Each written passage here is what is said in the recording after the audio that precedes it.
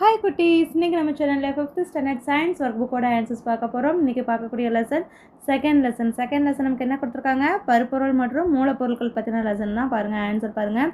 இதில் என்ன question கேட்டிருக்காங்கன்னா, திடப்பொருளை tick செய்க.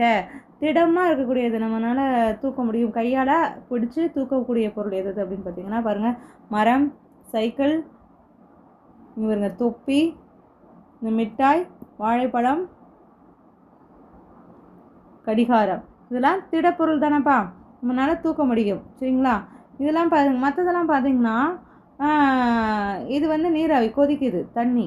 அதுக்கடுத்து இது பாருங்களேன், என்னாகுது, காற்று அடித்து வீசுது, எல்லாம் பறக்குது, நம்மளால் அதை பிடிக்க முடியாது, பறக்குது. மழை வருது, திரவம். இங்கே ஆவி வருது, வாயு. சரிங்களா? அதே மாதிரி இங்கே வந்து இது பனிக்கட்டியாக தான் இருக்குது. நம்ம அந்த பனிக்கட்டியை நம்ம கையால் தொட்டு தூக்கலாம் இல்லை, அது பனிக்கட்டி தான் கரைஞ்சி நீராக திரவமாக மாறும். சரிங்களா? இது வந்து தண்ணி, கடல். இது வந்து நம்மளால் தொட முடியாது. ஸோ எதுன்னு பார்த்துக்கோங்க. சரிங்களாப்பா? அடுத்து பாருங்கள், குழுவில் பொருந்தாத ஒன்றை வட்டமிடுக அப்படின்னு சொல்லி கேட்டுருக்காங்களா?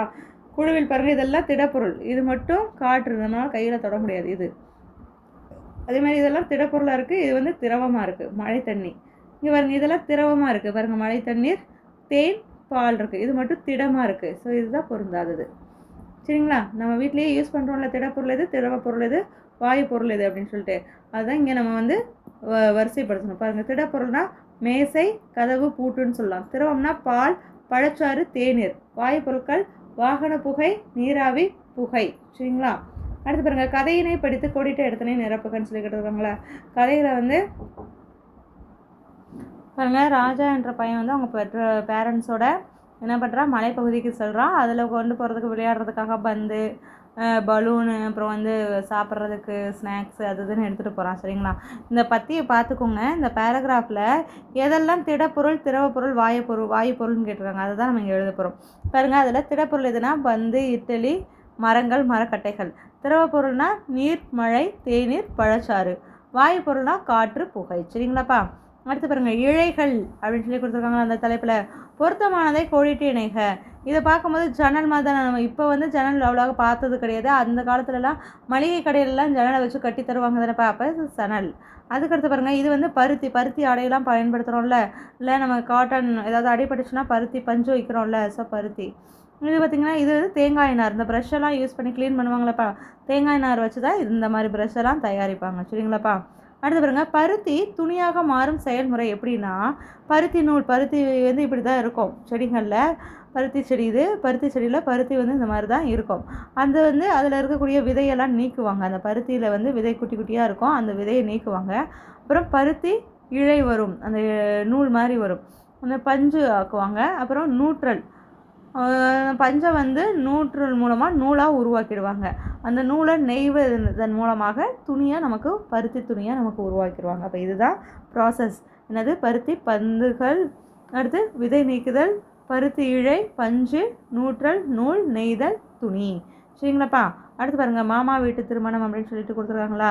இதில் மாமா வீட்டு திருமணம்னாலே நம்ம நிறையா ட்ரெஸ்ஸஸ் வந்து வாங்குவோம், அதிகமாக டிசைனாக வாங்குவோம்ல, அதே மாதிரி ஜுவல்ஸ்லாம் போடுவோம்ல. அப்போ அதை பற்றின கொஸ்டின்ஸ் தான். இயற்கை இழைகள், செயற்கை இழைகள் சொல்லி கேட்டுருக்காங்களா? இயற்கை இழைகள் அப்படின்னா பட்டு சாரீலாம் அம்மாலாம் உடுத்திட்டு போவாங்களா, அது பட்டு வந்து இயற்கை இழை. ஜன்னல் இயற்கை இழை, பருத்தி இயற்கை இழை, தேங்காய் நார் இயற்கை இழை. சரிங்களா? ஆனால் செயற்கை இழை எதுனா நைலான். சரிங்களாப்பா? அடுத்து பாருங்கள், மிதக்கிறது எது? மிதத்தல். இப்போ மிதக்கும் பொருட்களுக்கு மீ என்றும் மூழ்கும் பொருட்களுக்கு மூ என்றும் வட்டத்தில் எழுதுகன்னு சொல்லியிருக்காங்க.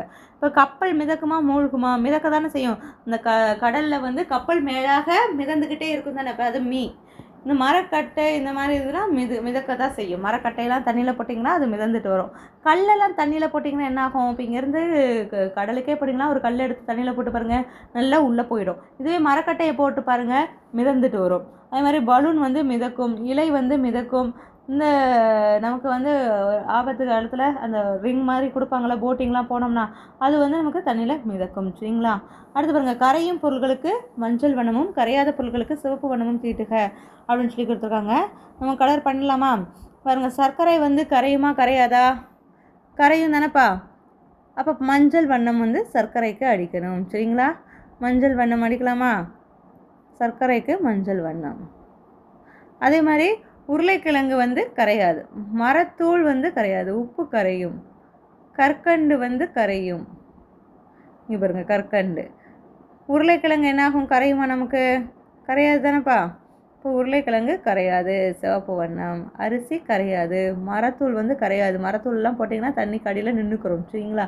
இப்போ கரையாது, கரையிற பொருள், சரிங்களாப்பா. அடுத்து பாருங்கள், நீரில் முழுமையாக கலக்கும் பொருட்களை வட்டமிடுக.